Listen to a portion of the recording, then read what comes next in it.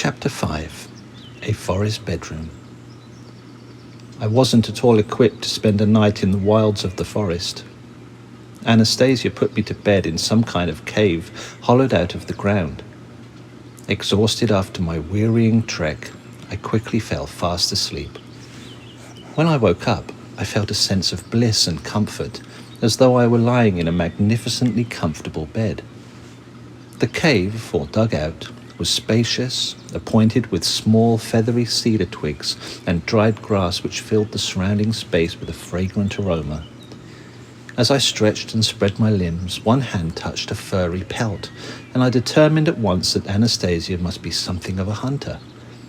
I moved closer to the pelt, pressing my back to its warmth, and decided to have another little doze. Or snooze. Anastasia was standing in the entranceway to my forest bedroom. Noticing I was awake, she said at once, "May this day come to you with blessings, Vladimir, and you should, in turn, greet it with your blessing. Only, please, do not be frightened." Then she clapped her hands, and the pelt!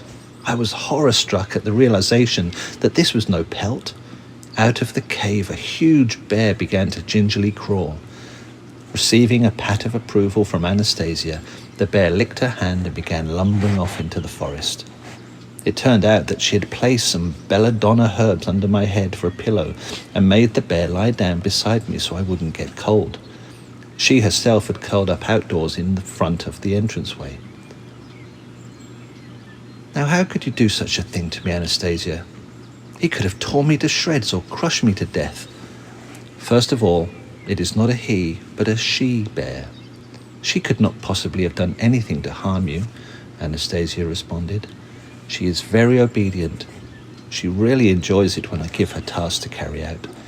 She never even budged the whole night, just nuzzled her nose up to my leg and just kept blissfully still. She was so happy. Only she did give a little shudder when you waved your arms about in your sleep and slapped her backside."